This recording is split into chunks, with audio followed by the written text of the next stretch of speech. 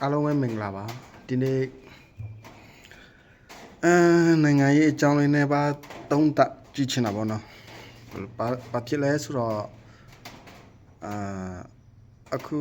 social media မှာခုနောက်ပိုင်းတော်တော်လေးဟိုဘက်စစ်ကောင်စီlobby တွေပေါ့သူတို့ပြောတဲ့အပြင် speaker တွေပြီးတော့ဒီ media အနီခံရတဲ့3-4 ယောက်ရှိတယ်မလားအဲ့ဒါတွေပေါ့မီဒီယာလို့သာပြောတာလေရာသူတို့မီဒီယာလည်းဟိုကျွန်တော်တို့တည်တဲ့မီဒီယာဆိုတာတကယ်နေရာတိုင်းဟိုကင်မရာရိတ်ချက်စူထောင်ကောင်းကောင်းလေးနဲ့ဒီလိုဘယ်လိုပြောမလဲဆိုပြန်ကြားမိခွန်းလေးတွေနဲ့လွတ်လွတ်လပ်လပ်အဲ့လိုမီဒီယာပဲမြင်ဖူးတာပေါ့ဥပမာအရင်တော့ဆို DVD ဟိုဘာလို့ဟိုကွင်းရှင်းပြီးတော့ဟိုကိုရဲဝင်သူတို့လိုမျိုးမီဒီယာအမျိုးပေါ့ဒါပေမဲ့အခုဒီဇာကာဇာမီဒီယာဆိုတာကျွန်တော်ကြည့်တာအခန်းထဲနေပဲဒီဟိုနောက်ခံ background လေးနဲ့အဲ့လိုထိုင်ပြောနေတာပဲတွေ့တာပဲတော်တော်နဲ့ရအဲ့သူတို့သွားမှာပေါ့နော်ကွင်းစင်းတာပါဆိုဒီဟိုသူတို့သွားနိုင်လောက်တဲ့ဒီနေဒီတော့အနီးတစ်ဝိုက်နေဒီတော့ဟိုဘူချုံမူကြီးတို့ဟိုသွားဒီသွားဟိုပြန်ဒီပြန်တို့အဲ့မှာဆိုရင်တော့ဆူပဲဒီမန္တလေးငလင်တို့စကိုင်းငလင်တို့တော့ဆိုရင်သွားတယ်ပြီးမှလုံခြုံတယ်ဆိုတဲ့နေရာလောက်ပဲသူတို့တခုနှစ်ခုမေးတခုနှစ်ခုပြောမှအဲ့ဒါတော့မဟုတ်မှတရိုက်လိုက်လွှမ်းတာတော့ဘာလို့မလုပ်ရဲဘူးဆိုလိုတာမီဒီယာကျွန်တော်သိတဲ့မီဒီယာဆိုတာပြောတာအဲ့သူတို့မီဒီယာကြတော့အကြောင်းဒါလက်ရှိနိုင်ငံအုပ်ချုပ်နေအစိုးရရဲ့မီဒီယာတွေပေါ့နော်သူတို့ကအနီခံတာထားပါတော့သူတို့တွေကပါပြောလဲဆိုတော့ခုနောက်ပိုင်းကတော်တော်ကြီးပြောလာတာဒီစစ်တပ်အာဏာသိမ်းပြီးအခု9နှစ်တွင်းဝင်လာတယ်ခုချိန်ထိ NLD ပါတီကလူတွေ NLD ပါတီဘာလို့ပါညာအော့ဖဲလာတာပေါ့ဗျာသူရဲ့အပုတ်လေးကိုပေါ်မှရည်သူလူထုတွေတည်င်းစားသုံးသူကိုကျင်းထဲတာပေါ့တည်င်းစားသုံးသူဆိုပေမဲ့လည်းသူတို့တည်င်းကိုကြီးတဲ့ဟာလည်းသူတို့ထောက်ခံတဲ့လူနည်းစုတော့ပါပဲဒီစံကြံဖက်ကြည်သူလူထုတမန်ဒီဟွာလေကတော့စိတ်ဝင်စားဘူးလေကြီးမှာပေါ့နော်စိတ်ဝင်စားလို့သူတို့ဘလို့ပြောမထီရောတော့ပေါ့တကယ်လည်းမထီရောလေဟုတ်တယ်လေဒီအနာတိုင်းစားတော့အနာစားတိုင်းတော့ဒီတူအရေးတို့လမ်းပေါ်တို့ဘာတို့ထွက်အဲ့တော့ဒီ NLD ကျောင်းလို့ပါညာပြောင်းတော့လက်ခံသေးတယ်ဘာလို့ဆို NLD ပါတီကမဲခိုးလို့ပါညာပေါ့ဗျာသူတို့ပြောမဲခိုးတယ်ဆိုတာလည်းဘလို့ခိုးတယ်ဘလို့ခိုးတယ်အချက်ကြားလဲသူတို့မပြောနိုင်ပါဘူးဟုတ်တယ်မလားမဲယုံတနိုင်ငံလုံးမဲခိုးတယ်လိုလည်းမဟုတ်ဘူးလေမဲယုံတယုံအဲ့လိုလေပေါ့သူတို့ထင်လဲဟာမျိုးလေဟိုဥအောင်မဲဟိုမဆုမလေကွက်ကင်းနဲ့အောင်မဲပြောသွားဆိုရင်စစ်တပ်ထဲမှာမဲထဲတာ10ရောက်စစ်တပ်ထဲမဲယုံမှာမဲအစောင်း20လောက်ရှိနေပေါ့ဟာအဲ့ဒါစစ်တပ်ထဲဟာလေ NLD ပါတီကလူကဒီ CEC တွေကအဲ့မှာ UEC တွေကအဲ့မှာတွိုင်းမှာ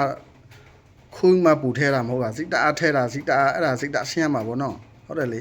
ဘာဆိုင်လို့တော့စစ်တပ်အမေယုံတော့မှဘာညာမဲပူနေပေါ့ဗျာဘာညာထားပါတော့အဲ့ဒါအခုကပါတီလဲဆိုတာ NLD ပါတီကဟိုအခုဆိုဒီအကျယ်ချုပ်ချမ်းတဲ့ဒီ NLD ပါတီရဲ့ဟိုပါပေါ့ဒီအတိုင်ပင်ကတော့ဆန်းစုကြည်သူဟာသူအကျယ်ချုပ်ချနေရတော့မဟုတ်တော့တော့တကရရသတင်းစာနေမှာဖော်ထုတ်လိုက်တဲ့အဲ့ဒီအမူရင်ဆိုင်နေရတဲ့ CCTV ဖိုင်ကနေကြီးမားဝေဖန်သုံးသပ်တာပေါ့နော်တော်ဆန်းစုကြည်အခု PDF တွေဟိုအပြင်မှာဒီလိုဖြစ်နေတာဒီလိုတွေနိုင်ငံအတွက်မှာဒီလိုတွေတိုက်နေခိုက်နေလက်နဲ့ကိစ္စနေတာတော်ဆန်းစုကြည်မသိဘူးဆိုတာမဖြစ်နိုင်ဘူးပေါ့ဗျာသူတို့ဆိုလိုချင်တော့အောင်ဆန်းစုကြည်ပဲထောင်တိုင်းနေဒီညုံချနေတယ်လို့ဘာလို့စဉ်းစားကြည့်ဟိုဟာထောင်ထဲမှာနေတာ TV ကြည့်ရတာတော့မှန်တယ်လေသတင်းစာတွေကြည့်ရမှန်တယ်ဒါပေမဲ့အဲ့သတင်းစာလည်းဒီသူတို့အစိုးရထောက်တဲ့သတင်းစာတွေပေါ့နော် မဆိုင်ဘူးလေဒီအတင်းလူတွေလောက်တာလွန်သွားပြီအဲ့ဒါတောင်ဆန်းစုကြည်ကထိန်ချုပ်လို့လည်းမရဘူးပြောလို့လည်းမရဘူးအဲ့တခုတော့ရှိကြပေါ့ဒီဟိုလမ်းပေါ်ဆံပြထွက်ကြတော့အဲ့အချိန်တော့ဆိုရင်တော့တောင်ဆန်းစုကြည်မြော့ပေးလို့ပါညာဆိုရင်လည်းလက်ခံရသေးတယ်ဒါပေမဲ့ဒါလည်းဟိုပါရုပ်တိမရှိပါဘူးဘာလို့တောင်ဆန်းစုကြည်အကျယ်ချုပ်ချားပြီးကြတဲ့ပဲမှာချာမှမသိဒီလိုဆက်တွေ့ချားတာလေအတင်းလူအားသူအားနဲ့သူဒီသူလူထုတွေမခံနိုင်လို့ပထမကောင်းကောင်းမုံငင်တက်လေး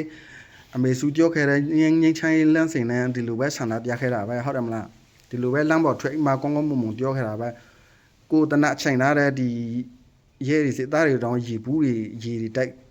မုံတွေကျွေးပြန်ကျွေးခဲ့သေးတာပဲဒါဗီဒီယိုဖိုင်တွေတပ်ပုံဖိုင်တွေအများကြီးရှိတယ်နောက်ဆုံးဘလော့ထိဆိုးလာတဲ့ဆိုပြစ်တာတဲ့အဆင့်တိလောက်တာမှအဲ့အချိန်မှလူတွေတော်တော်ကြီးလမ်းပေါ်မှာဒီအငိမ့်ချမ်းစွာဆန္ဒထွက်ကြဒီသူတွေလူငယ်တွေတော်တော်လေးတခံရလာမှအဲ့အချိန်မှမထိတော့ဘူးဆိုမှဒီငါတို့ကလက်နဲ့ချင်းပြန်တိုက်မှရတော့မယ်ဆိုတော့အချိန်တွေညှို့ထိလာတာဟုတ်တယ်မလားစစ်တုံးလဲအဲ့လိုပဲဖြစ်ခဲ့တာပါလေဒါပေမဲ့စစ်တုံးမအောင်မြင်ဘူးဆိုတာဒီ2021မှာဒီအနာစင်တော်လာရဲ့အောင်မြင်တယ်လို့ပဲပြောမှာတော့အောင်မြင်လို့ပဲခုချိန်ထိသူတင်ကိုတင်ဖြစ်တာပေါ့စစ်တုံးမအောင်မြင်ဘူးတနေ့တဲ့နဲ့ကိစ္စပြတော့ဆိုအဲ့တော့ဆိုစင်မီဒီယာအင်တာနက်ခေတ်လည်းမဟုတ်လေလူထုတွေလည်းအမြင်နဲ့သေးတယ်အခုလိုမျိုးတယောက်နဲ့အခုဖို့လူဖို့အဲ့လိုလည်းမရှိသေးဘူးပေါ့နော်အဲ့တော့ဒီအစိုးရဒီစစ်တပ်အစိုးရထောက်တဲ့မြဝတီနဲ့ညီမအတန်ပဲကြီးစရာရှိရလေတတင်းစာဆိုရဲဒီကြီးမုံတို့ညီမအလင်းတပါညာပေါ့နော်အဲ့ဆိုတော့အဲ့ခေတ်တော့မနိုင်ဘူးပေါ့ဒီမဖြစ်ခဲပေါ့အခုကတော့ဆူလိုတာပြအဓိကပြောချင်တာသူတို့ကဒီလိုပြောလိုက်ရင်ဒီ NLD ပါတီကိုလူတွေ NLD ပါတီကတော်အောင်ဆန်းစုကြည်ကဒီလိုတလို့မတိဟန်ဆောင်တာတို့ဆွဲထဲနေရပါတော့ဒီ NLD ပါတီရဲ့ပုံရိပ်ဒီကြာဆင်းအောင်ပြောရုံနဲ့ဒီဒေါ်လာရေးကအတင်မှာလောက်နေတဲ့လူတွေကရတော့မလားလို့ပြောတာပဲရောက်နေအတင်လောက်နေတဲ့လူတွေကတော်အောင်ဆန်းစုကြည်ကဒီအချိတ်ဆက်မှမရှိတာအတင်လူတွေလောက်နေတာလေလောက်မရမှဆိုမှလောက်နေတာလေအဲ့ဒီအချုပ်ကြားနေတဲ့တောင်ဆောင်စီကြီးတို့ဒီပါရောက်နေ NLD ပါတီနဲ့မှဆိုင်တော့လေသူတို့တွားတာသူဟိုမှာပြောချင်ပြောမှာပေါ့နော်အဲ့ဒါတော့တပိုင်းပေါ့အခုကဒီစကားစား lobby တွေမီဒီယာလို့အနီခံရတဲ့ဟာတွေကအဲ့ lobby တို့မီဒီယာလို့ပြောလို့အဲ့ lobby တို့ပါတယ်ဒီ speaker တို့ပါပြောတာတော့ပြဿနာမရှိပါဘူးဒါတော့တရားဝင်မီဒီယာအနီခံတဲ့လူမဟုတ်လို့သူတို့ပြောချင်အောင်ပြောဆဲချင်အောင်ဆဲဥမာဟုတ်ခုစကားစားစပီကာစောဘုံဟင်းလို့ပေါ့နော်ခုပဲရောက်တော့မှမသိတဲ့ချုပ်ကြတော့ထောင်တာအစောဘုံဟင်းလို့ပေါ့ပြောချင်ပြောဆဲချင်ဆဲနောက်ဆုံးတော့အဆဲလုံတော့ဖန်ခံတာပါလေထွက်လာဖို့လည်းမရှိပါဘူးအဲ့ကောင်ဆိုဆဲတာပဲဆက်ပဲလေတော့ဇူလည်းဆဲတယ်မရှိမဆိုင်ဟိုမင်းသားမင်းသမီးတွေလည်းဆော့ဆဲတော့ပါအညာကူကွာနော်အန်ဒီပေါ့ခုဟာဒီမီဒီယာအညီခံရတဲ့ဟာတွေကသူတို့တင်းပြောရင်နားထောင်ပြီးတော့ကြီးလိုက်တယ်ဆိုရင်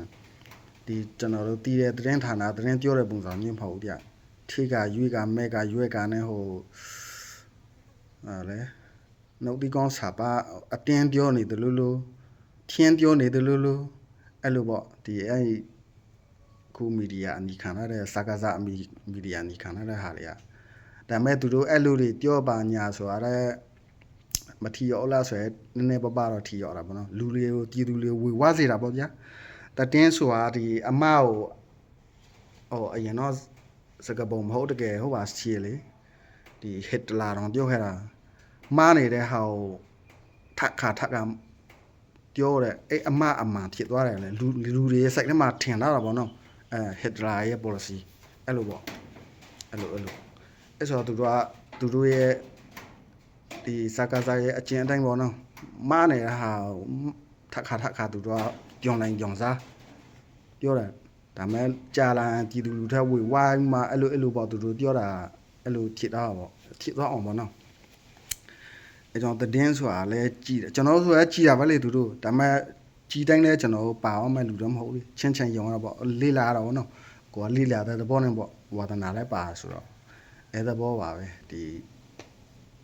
ခုစစ်တပ်ရဲ့စကားစားဒီမီဒီယာဆိုရင်အနီခံရတဲ့လူတွေကပေါ့နော်ကျေးဇူးပါပဲဒါပါပဲ